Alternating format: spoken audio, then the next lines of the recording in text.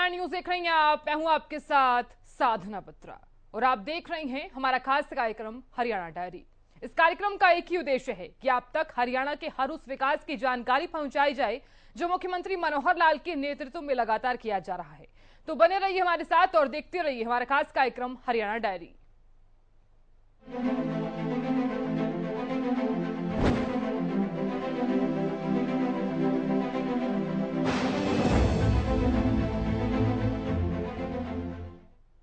केंद्रीय मंत्रिमंडल ने बैठक में किसानों को बड़ी सौगात दी है। दरअसल मोदी सरकार की तरफ से किसानों को बड़ा तोहफा दिया गया है।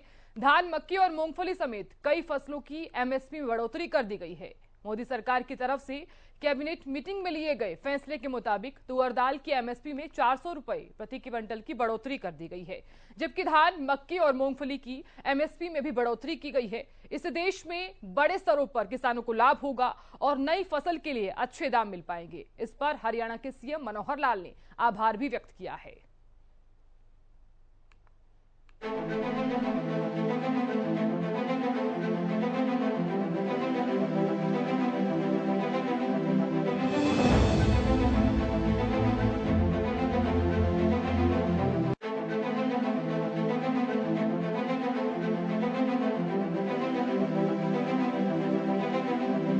केंद्र सरकार ने देश भर के किसानों को बड़ा तोहफा दिया है। सरकार ने तुअर दाल, उड़द दाल, धान और मक्का समेत कई फसलों पर एमएसपी को बढ़ा दिया है। इस पर सीएम मनोहर लाल ने केंद्र सरकार का धन्यवाद किया है। इस दौरान सीएम मनोहर लाल ने कहा कि ये फैसला किसानों की आय दोगुनी करने की सरकार की प्रतिबद्धता की दिशा में एक और कदम है। हरियाणा के मुख्यमंत्री मनोहर लाल ने बुधवार को सभी अनिवार्य खरीफ फसलों के न्यूनतम समर्थन मूल्य बढ़ाने की सरकार के किसान हितैषी निर्णय के लिए प्रधानमंत्री नरेंद्र मोदी का आभार व्यक्त किया है। देखिए मित्रों, हर वर्ष साल में 2 बार रबी की फसलों का अलग और खरीफ की फसलों का अलग केंद्र सरकार की ओर से एक अच्छी मात्रा में एमएसपी बढ़ाई जाती है। और उस एमएसपी इस बार जो बढ़ाई गई है, इसके लिए मैं प्रधानमंत्री जी का, हमारे वहाँ के कृषि विभाग और अन्य सरकार के सभी लोग, उन सब का बहुत बहुत धन्यवाद करता हूँ कि किसानों के हित में इस प्रकार की एक एमएसपी बढ़ा करके घोषणा जो की है, इसके लिए बहुत बहुत आभार। कहीं ना कहीं एक कदम है, क्योंकि बार-बार सरकार कहती है कि किसानों की आय दोगुनी करने के लिए उसकी ओर कदम उठाना चाहिए। हाँ, निश्चित रूप से आखिर किसान की उसकी लागत कम हो और उसको बिक्री में पैसा ज़्यादा मिले, ये केंद्र सरकार का भी एक पहल रहती है। और इसमें प्रदेश सरकार भी अपनी तरफ से बहुत से ऐसे काम किए हैं जिसमें किसानों की आमदन बढ़े। तो इस प्रकार के किसानों की आय को डबल करने की ओर ये कदम है।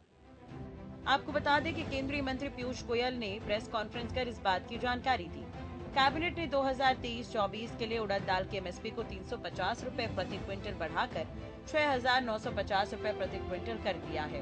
वहीं मक्के की एमएसपी को 128 रुपए प्रति क्विंटल और धान की एमएसपी 143 रुपए प्रति क्विंटल बढ़ाकर 2,183 रुपए प्रति क्विंटल करने की मंजूरी दी है। मोदी कैबिनेट की ओर से मूंग की एमएसपी में भी सर्वाधिक 803 रुपए प्रति क्विंटल की बढ़ोतरी की गई है और इसके मूंग पर एमएसपी 8,558 रुपए प्रति क्विंटल हो गई है। मिनिमम सपोर्ट प्राइस में वृद्धि की गई है। वो वृद्धि अगर हम अलग अलग जो क्रॉप्स देखें, उसमें मूंग दाल पे सबसे अधिक वृद्धि की गई है। मूंग में 10.4% वृद्धि करके 5,705 रुपए की जो लागत है, उसके बदले 7,755 रुपए मूंग पर एमएसपी निर्धारित की गई है, निर्धारित थी पिछले वर्ष, और अब उसको बढ़ा के 2023-24 के लिए 8,558 रुपए यानी 10.4% की वृद्धि 8,558 मूंग दाल पर नई खरीफ मार्केटिंग सीजन के लिए एमएसपी को सुनिश्चित किया गया।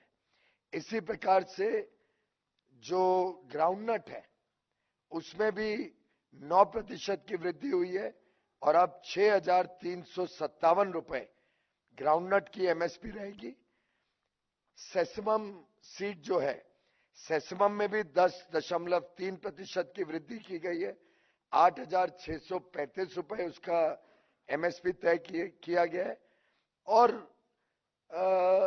पैडी जो साधारणतः बड़े मात्रा में उत्पादन होता है, पैडी की एमएसपी में 7% की वृद्धि की गई है। कॉमन ग्रेड में 2183 रुपए 2183 प्रति क्विंटल और पैडी ग्रेड ए में 2203 रुपए प्रति क्विंटल की नए निर्धारित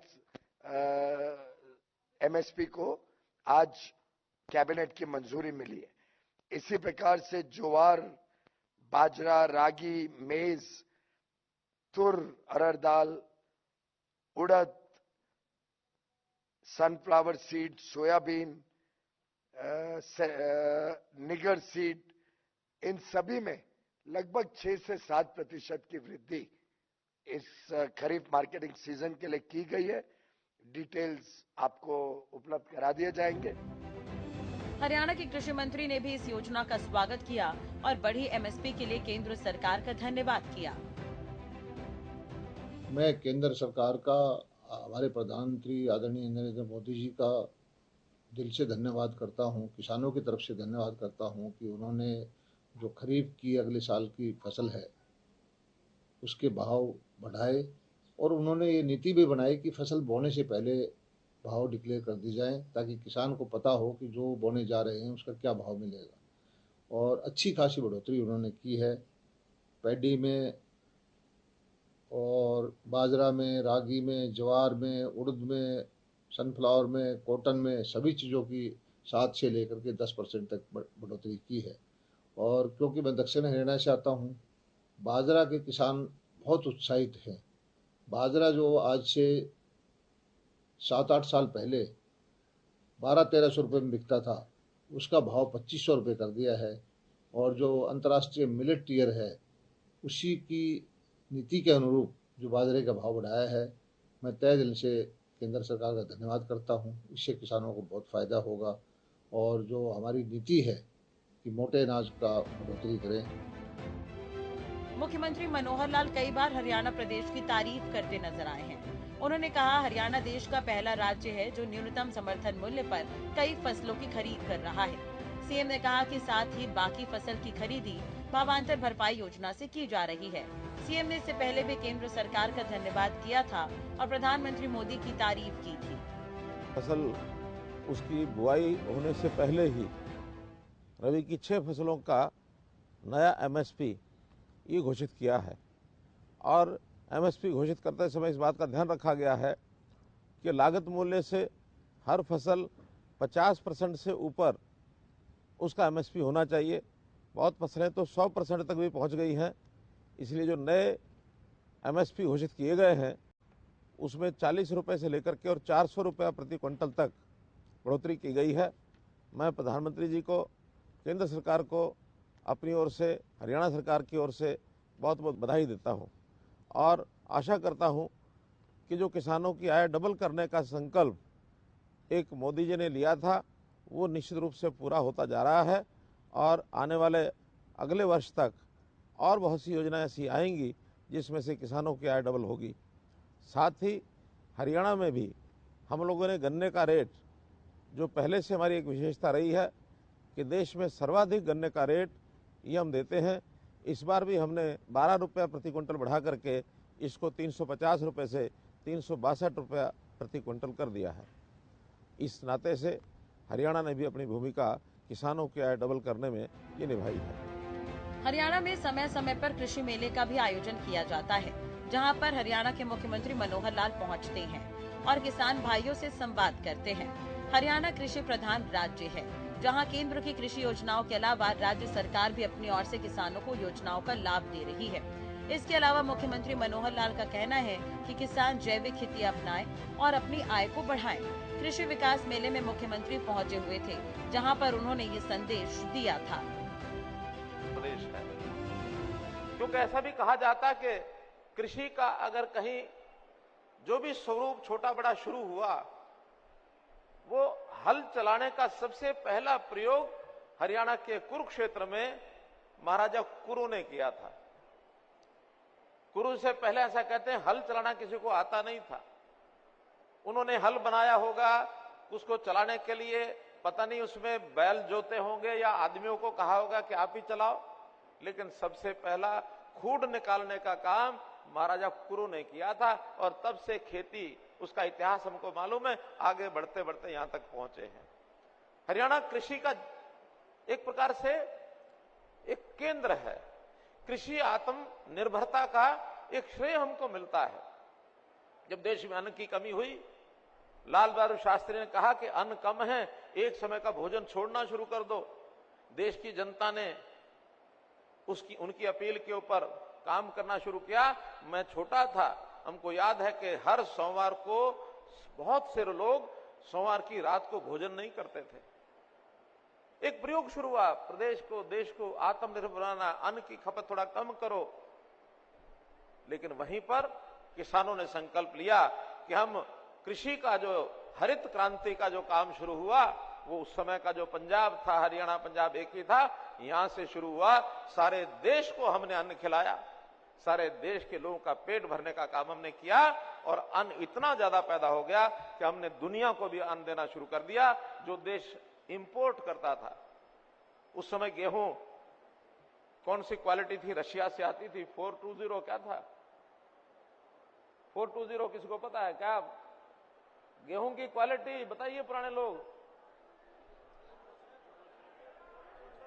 306 भी नहीं था। मुझे याद है कि रशिया का लाल गेहूं आता था,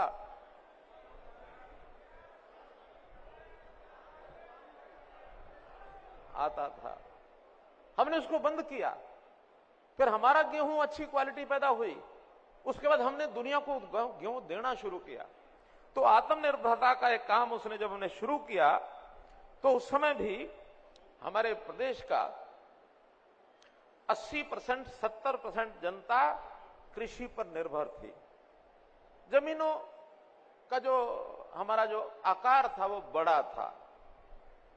बाद में धीरे धीरे कृषि के साथ साथ इंडस्ट्री का बोलबाला हुआ, बहुत लोग कृषि में आ गए और कृषि के बाद फिर सेवाओं के काम शुरू हुए, आईटी का काम आगे बढ़ा, शिक्षा क्षेत्र आगे बढ़ा, स्वास्थ्य में अच्छे अनुसंधान हुए, सामाजिक सुरक्षा के कई काम आगे बढ़े, सेनाओं में हमारे लोग जाने लगे।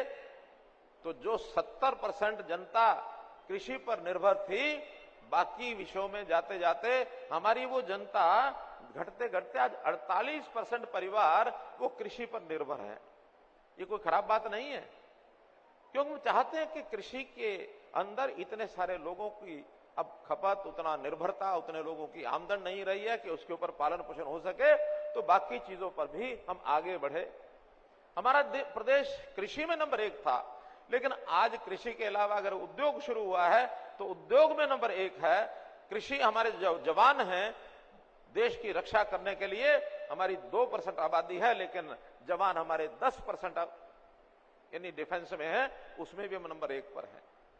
हमारा प्रदेश आगे बढ़ रहा है, लगातार आगे बढ़ रहा है।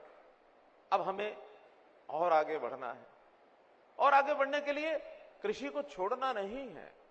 कृषि हमारी आर्थिक जो निर्भरता है, उस पर कृषि की निर्भरता कम करके बाकी चीजों में आगे बढ़े, क्योंकि कृषि की कठिनाइयां 2-3 कठिनाइयां पैदा हो गई है। एक कठिनाई पैदा हो गई कि जोत छोटी हो गई है। जो पहले 5 एकड़ 6 एकड़ की जोत थी, अब किसान की जोत 2 एकड़ 2.5 एकड़ 3 एकड़ रह गई। परिवार बढ़ रहे हैं, जमीन उतनी है, बंटवारे हो रहे हैं, उसमें किसान का गुजारा नहीं हो सकता। इसी प्रकार से एक समस्या और पैदा हो गई कि खेती को बढ़ाया हमने, केमिकल उत्पाद, यूरिया, पोटाशियम, डीएपी, इससे क्वालिटी अनाज की वो दूषित हो गई। और ये जो पेट भरने वाला हमारा अन्नदाता था, अनाज पैदा करता था, इस अनाज के खाने के बाद साथ साथ बीमारियां बढ़ गई, कैंसर के रोग बढ़ गए, तरह तरह के केमिकल्स, वो या तो पानी में जो मिलते थे, पानी खराब हो गया, बीमारियां कैंसर की खूब बढ़ी, लोग बीमार रहने लग गए। तब ये ध्यान में आया कि नहीं, हमारा प्राचीन काल का जो अन्न था उसमें केमिकल नहीं थे, उससे ये रोग नहीं बढ़ते थे। ऐसे ही एक संकट आ गया पानी का। पानी हमारा अपना नहीं था, क्योंकि पानी के स्रोत या तो पंजाब में है या यूपी में है। हमारे यहाँ तो पहाड़ में एक भी नदी आती नहीं है, यमुना से थोड़ा सा पानी मिलता है। इस संकट से बाहर निकलने के लिए भी जो हमारी खेती बंजर जमीन की थी, वहां भी पानी वाली फसलें होने लग गई। यहां धान लोग उगाते नहीं थे, धान में 2 पैसे की आमदन अच्छी थी, उसमें पानी ज्यादा खपत होने लग गई।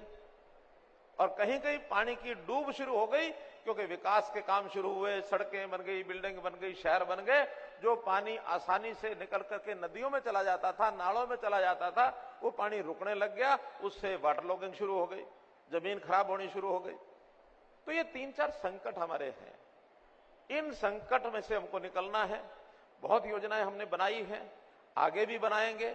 समय के हिसाब से योजनाएं बनेंगी, वो सफलता मिलेगी। आपका साथ उसमें चाहिए। अगर हमें बीमारी वाले अनाज से मुक्ति पानी है तो अनाज की क्वालिटी अच्छी चाहिए, क्वांटिटी भी चाहिए, मात्रा भी चाहिए, लेकिन उसकी गुणवत्ता भी चाहिए। तो उसके लिए प्राकृतिक खेती के उपयोग, उसके लिए नेचुरल खेती के उपयोग, ये सारे करने होंगे।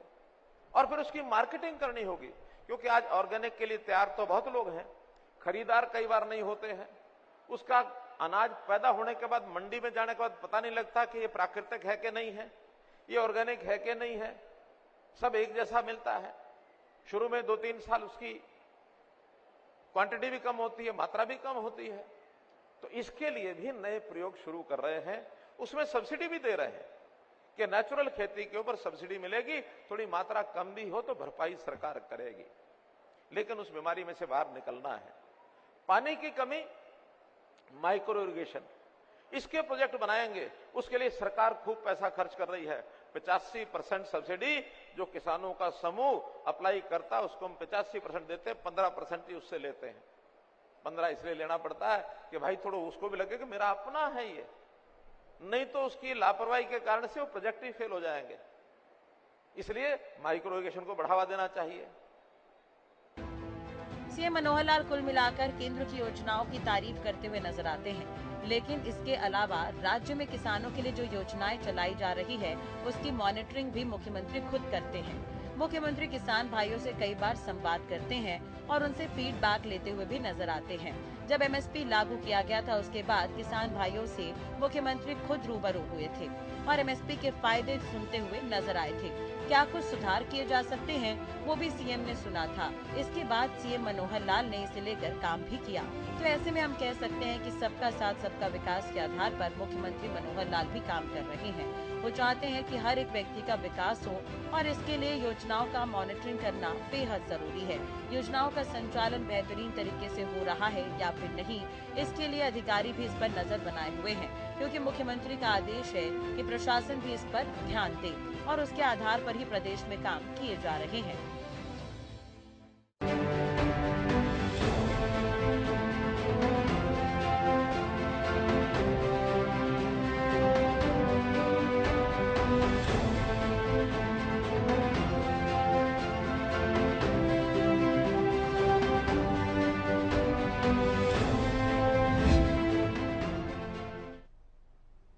इधर हरियाणा के मुख्यमंत्री मनोहर लाल ने कहा कि राज्य सरकार के लिए नागरिकों की समस्याओं को मांगों का जो समाधान है वो सुनिश्चित करना हमारी पहली प्राथमिकता है। जनसंवाद पोर्टल, नगर दर्शन, ग्राम दर्शन पोर्टल और सीएम विंडो शुरू करने के पीछे एकमात्र उद्देश्य ये है और सुनिश्चित करना ये है कि हमारे नागरिकों की आवाज सरकार तक सीधे तौर पर पहुंच सके।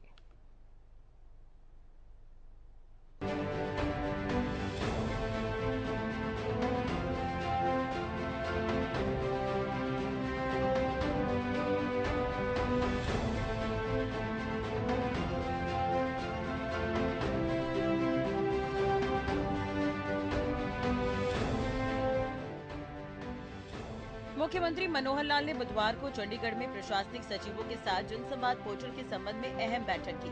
उन्होंने कहा कि वर्तमान राज्य सरकार की कार्यप्रणाली पिछली सरकारों के बिल्कुल विपरीत है। हम जन सेवा के उद्देश्य से समाज के अंतिम पायदान पर खड़े अंतिम व्यक्ति के उत्थान के लिए कर्तव्यबद्ध हैं। उन्होंने ये भी कहा कि मजबूत शिकायत निवारण तंत्र किसी भी पारदर्शी और प्रभावी सरकार का बेंचमार्क है। इसी उद्देश्य के लिए राज्य सरकार ने जनसंवाद पोर्टल लॉन्च किया है।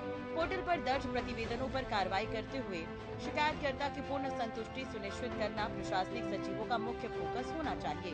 जनसंवाद पोर्टल पर प्राप्त शिकायतों की निवारण प्रक्रिया की समीक्षा करते हुए मुख्यमंत्री ने कहा कि सरकार और प्रशासन के लिए सुगम शिकायत निवारण तंत्र एक अभिन्न अंग है, इसलिए पोर्टल को भी यूजर फ्रेंडली बनाया जाए।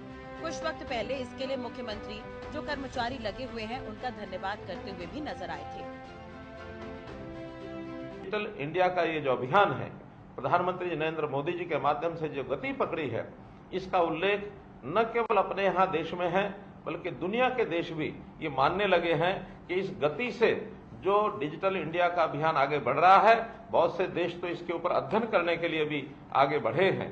प्रधानमंत्री नरेंद्र मोदी जी ने पिछले साल जुलाई माह में जो डिजिटल इंडिया सप्ताह का शुभारंभ किया था, उस समय उन्होंने कहा था कि digital India ease of living और ईज ऑफ डूइंग बिजनेस को मजबूती देने वाला है।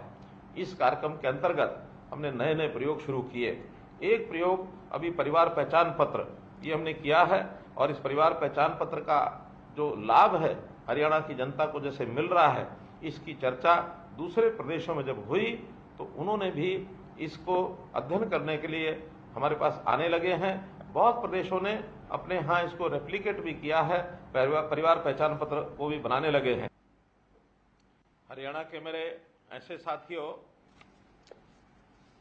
जो हमारे साथ सरकारी योजनाओं और सेवाओं को जनता तक पहुंचाते हैं, ऐसे सब लोगों का मैं अभिनंदन करता हूं। वैसे तो हर शनिवार को मैं किसी न किसी प्रकार के लाभार्थियों से ही बात करता रहा हूं, लेकिन आज जो वर्ग मेरे सामने है वो केवल लाभार्थी नहीं है बल्कि जनता तक हमारी सेवाओं को पहुंचाने वाला हमारा साथी और जनता के भी एक प्रकार से वो सहयोगी हैं कि सरकार की योजना और सेवाओं को आप सब लोग उन तक पहुंचाते हैं।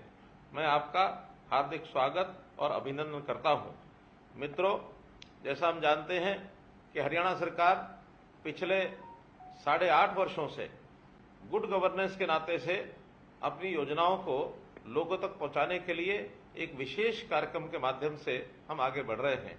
डिजिटलाइजेशन का ये एक मौका है और इस डिजिटलाइजेशन के माध्यम से हम अपने सारे ही कार्यक्रम ई गवर्नेंस के रूप में लोगों तक पहुंचाते हैं। इसी काम के लिए हमने CSCs को चुना है ताकि हमारे सब विभागों की लगभग 550 सेवाएं आप लोगों तक पहुंचा सकें। मित्रों, इस काम में जो सफलतापूर्वक आप ये सब काम कर रहे हैं, इसमें एक सिस्टम का हम सब उपयोग कर रहे हैं। उस सिस्टम को बनाने के लिए केंद्र सरकार से ये CSCs का प्रोग्राम ये बहुत ही लाभदायक हुआ है। आप लोग अपने भी धनोपार्जन के लिए, अपने भी एक प्रकार से रोजगार के लिए इस काम को जब अपनाया था तो शुरू में ऐसा लगता था कि ये सेवाओं के माध्यम से आप उतना पैसा शायद अर्न नहीं कर सकेंगे। हमने कुछ सरकारी सेवाएं भी आपको उस समय दी थी, लेकिन धीरे धीरे इन सेवाओं का जैसे जनता उपयोग करने लगी तो उसके जो चार्जेस थे उसका सीधा लाभ आपको भी होने लगा। और जो मेरी जानकारी है, लगभग 50,000 से लेकर के 1 लाख रुपए तक भी मासिक कमाने वाले और हमारे CSC सेंटर्स हैं। ऐसे मौके पर कभी कभी हमको शिकायतें भी मिलती हैं कि जो निश्चित चार्जेस तय किए गए हैं, कभी कभी उनसे ज्यादा चार्ज लेने की भी बात कुछ लोग करने लगे हैं। मैं मानता हूं कि सब लोग ऐसे नहीं होंगे, लेकिन कुछ CSC से ये शिकायतें प्राप्त हुई हैं। इसके लिए मेरा निवेदन है, क्योंकि जो जनता इससे लाभान्वित होने वाली है वो गरीब जनता है, और उस गरीब जनता से जितना पैसा निर्धारित किया गया है उतना ही लेना चाहिए। उससे ज्यादा पैसा उससे हम नहीं लेंगे और निश्चित रूप से इससे आपका भी मान सम्मान बढ़ेगा। मुख्यमंत्री ने सभी प्रशासनिक सचिवों को निर्देश देते हुए कहा कि अधिकारी प्रतिदिन जनसंवाद पोर्टल को चेक करें और समीक्षा करें कि उनके विभागों में दर्ज कितनी शिकायतों का निराकरण किया गया है। उन्होंने कहा कि जनसंवाद पोर्टल नागरिकों के लिए उनकी शिकायतों का आसान समाधान प्राप्त करने का एक महत्वपूर्ण मंच बन गया है। इसलिए सभी प्रशासनिक सचिव और जिला स्तरीय अधिकारी इन समस्याओं व मांगों को गंभीरता से लेकर आगामी कार्रवाई सुनिश्चित करें। उन्होंने निर्देश दिए कि विभागीय स्तर पर हर प्रतिवेदन के लिए अलग अलग श्रेणियां बनाई जाए, ताकि कोई भी कागज बिना पढ़े न रहे। मुख्यमंत्री ने कहा कि जनसंवाद कार्यक्रमों में लोगों ने ये बताया कि वे अपने लिखित प्रतिवेदन की कई कॉपी भिन्न जनप्रतिनिधियों को देते थे, लेकिन कभी उनके प्रतिवेदन पर कोई कार्रवाई नहीं हुई और उनके कागज व कागजात गुम हो जाते थे। इसी परेशानी को समझते हुए सरकार ने जनसंवाद पोर्टल बनाया है। इस पोर्टल पर लोगों के लिखित प्रतिवेदन की जानकारी दर्ज की जाती है और संबंधित विभागों को आगामी कार्रवाई के लिए भेज दी जाती है। उन्होंने कहा कि इस पोर्टल पर शिकायत व मांग दर्ज होते ही संबंधित नागरिक को उसकी सूचना SMS के माध्यम से दी जाती है। इसके बाद संबंधित विभाग और अधिकारी द्वारा की जा रही आगामी कार्रवाई की सूचना भी SMS के द्वारा नागरिकों को भेजी जाती है। यानी कि मुख्यमंत्री सहूलियत प्रदान करने के लिए ही इस तरह की योजनाओं की जानकारी देते नजर आते हैं और अधिकारियों के साथ मॉनिटरिंग करने का मतलब है कि योजनाओं का संचालन बेहतरीन तरीके से किया जा रहा है या फिर नहीं, इसकी जानकारी लेना। हालांकि मुख्यमंत्री समय समय पर प्रशासनिक अधिकारियों को इसके लिए निर्देशित भी करते हैं कि आम जनता को भी किसी भी तरह की परेशानी नहीं होनी चाहिए।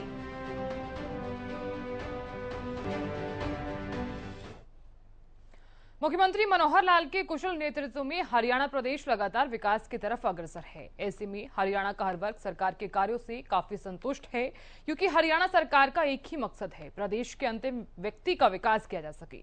फिलहाल हमारे खास कार्यक्रम हरियाणा डायरी में आज के लिए इतना ही। आप देखते रहिए हरियाणा न्यूज। नमस्कार।